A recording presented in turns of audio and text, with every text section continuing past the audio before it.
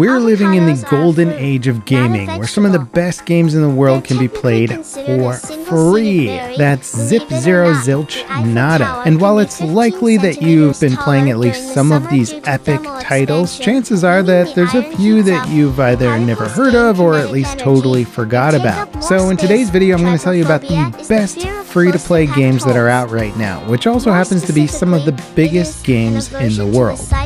Let's get right into it with an obvious choice. Let's roll. Counter-Strike 2 is easily one of the biggest free-to-play games out right now, and it's fairly new. In many ways, it's Counter-Strike Go with a fresh coat of paint, some new mechanics, and likely another 10 years worth of dedicated support from Valve. If you're looking to get into a competitive esports FPS that's going to be around forever, Counter-Strike is the gold standard. And that's due in large part to Valve refining it and sticking to the game's core values for the past 20 plus years. The gunplay is easy to learn but hard to master. Map knowledge gives you a key advantage, but the maps themselves are fairly fast to learn. And while the game's economy has a whole meta of its own, it also has some nice tools to help new players get into the groove. It's certainly more of a try-hard game than most, but once you're in the zone and making clutch plays, few games can match the excitement.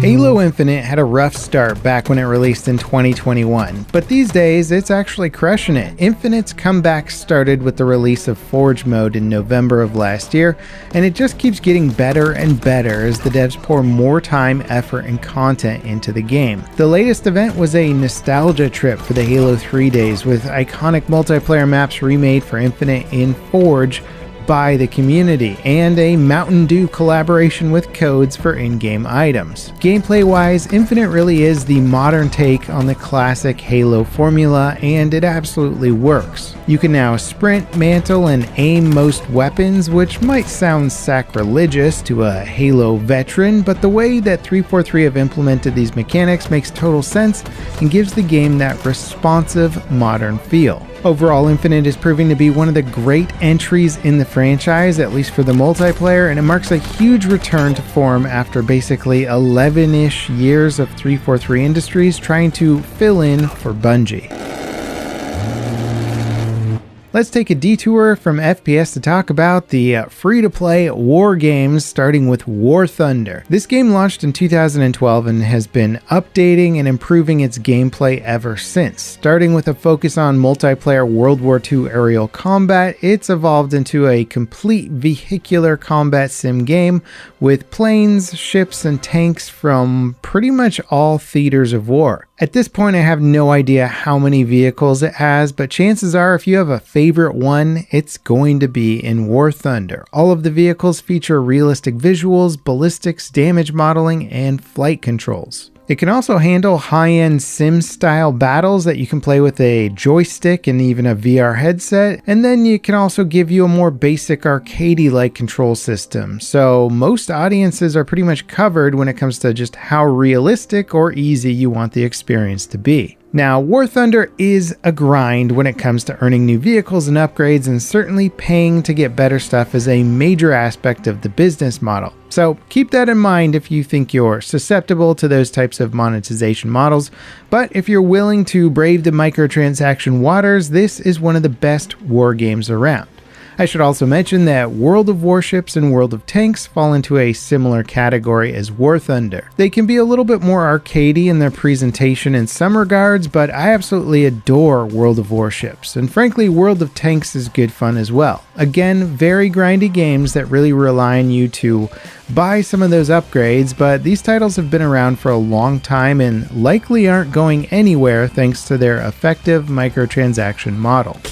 Veering back towards the shooter genre, we of course have the Battle Royales. Apex Legends, Warzone, Fortnite, and PUBG, all free to play and all good in their own distinct ways. Apex is probably the one that I admire the most for having a very clear and focused experience, and also a really cool movement-oriented FPS mechanics, and it's fairly accessible considering just how high the skill ceiling can go. Now, by contrast, PlayerUnknown's Battlegrounds, or PUBG, is a very hardcore shooter with longer matches and punishing mechanics. I do love this game as it really launched the Battle Royale genre to the height that it's at now, but it does have a little bit of jank to it, which I guess is also part of the appeal. But if you want a Royale that feels more hardcore and more realistic with its gunplay and engagement ranges, then PUBG is absolutely your pick. And then there's Fortnite, which is, well, it's Fortnite. Verme como lo hago, J. Carlos, aquí va tu jameja para ti, hermano, jame.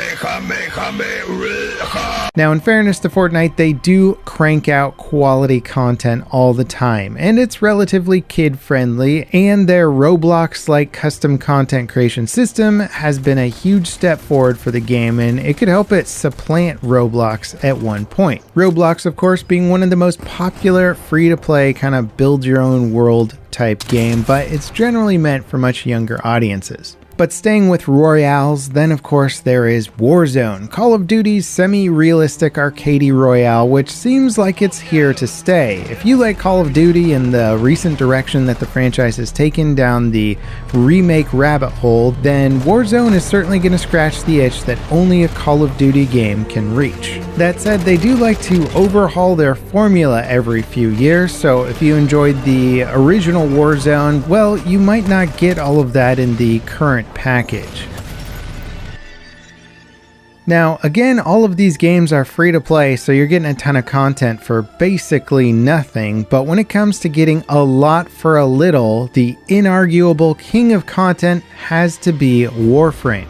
This is the third-person action RPG shooter with a decade's worth of content, updates, and a huge player base behind it. It's also one of those something for everyone type games. Do you like sci-fi ninja stuff? Warframe has all the sword dashing and parkour you could ever want. Maybe you're into Mobile Suit Gundam stuff? They've got that. Into rhythm games? They have a Warframe that works by performing specific combos in rhythm with a custom music track. How about space battles, hoverboards? Yep, Warframe has all of that plus tons of other stuff that honestly I need to really scour the Wikipedia page just to understand the depth of. But Warframe is also one of those games where it's not just about the insane wealth of content. The devs have really spent those 10 years adding all sorts of interesting mechanics and systems to refine and improve the gameplay. Now, of course, there's no way to get through this list without mentioning massive online battle arenas, aka MOBAs, and it's hard to deny that Defense of the Ancients, aka Dota 2,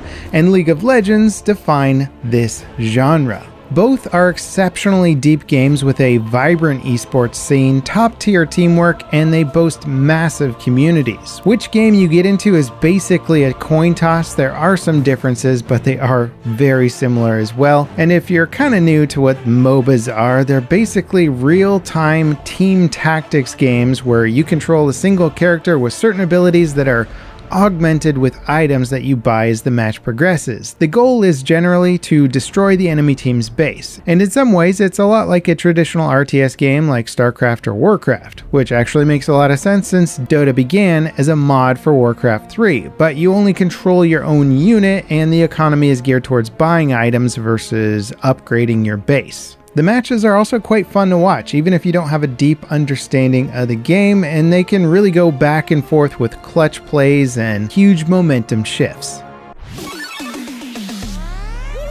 Now, for gamers looking for a little bit more of a casual, social experience, Fall Guys is easily one of the better party games around. It features several mini-games played in a tournament style, and with each round, eliminated players are removed from the pool until only one is left standing. And what really makes the game so much fun is that your character is basically a clumsy blob, so naturally mistakes will be made and people will laugh when you die. That said, there's still a lot of cool mechanics to learn and you can actually get really good at the game if you want to, but it certainly puts the fun factor over the hardcore competitive factor, and it absolutely works. Whether it's unwinding with a silly game for an hour or two after work or a game night with your online buddies, Fall Guys is one of those games that just clicks. Rocket League is like a childhood dream of playing with Hot Wheels cars and soccer mixed together.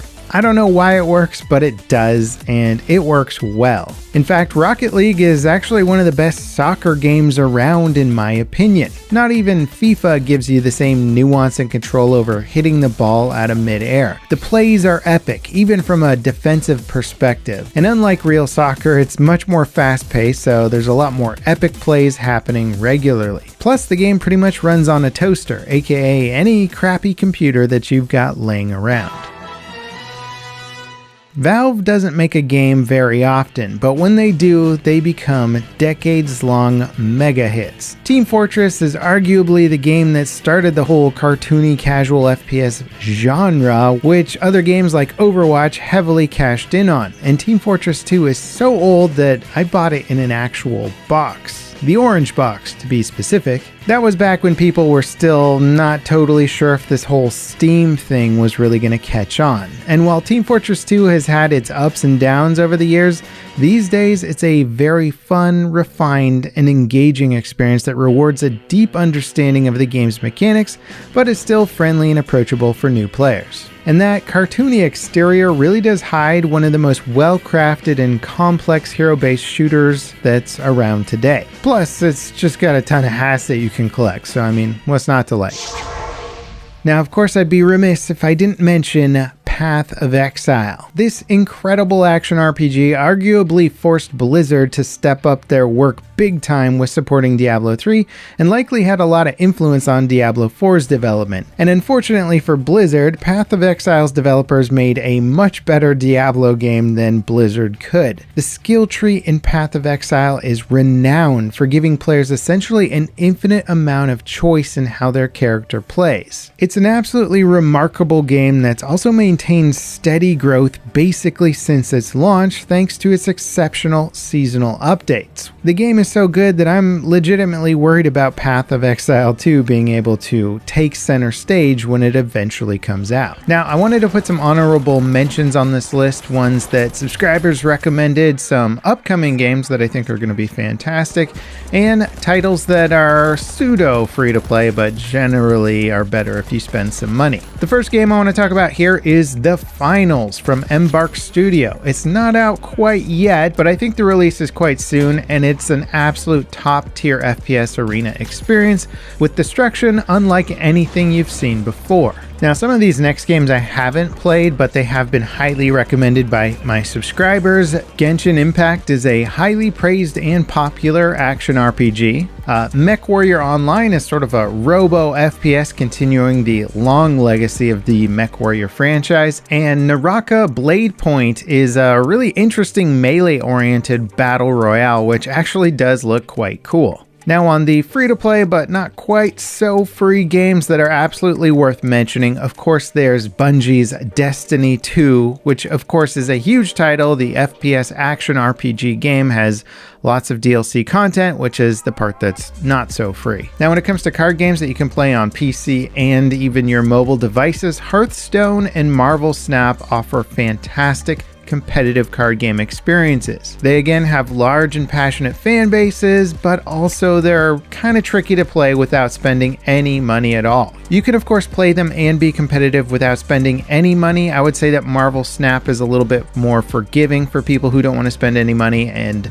Hearthstone's pretty challenging if you don't buy some of those card packs. Now, of course, there's 20, 30, 40 other top tier games that I could throw on this list, but I'd be curious to hear what free-to-play games maybe you enjoy that I haven't mentioned here. Let me know in the comments, and if you thought I did a good job with this video, leave me a like, consider subscribing, and hitting that notification bell to beat that YouTube algorithm with me. Next up, check out this list of some of the best games that I played in the 90s and early 2000s era of gaming. It's kind of fun to do a throwback on some of the top tier games from back in the day. As always, guys, thank you so much for watching, and I'll see you next time. This is Level Cap signing off.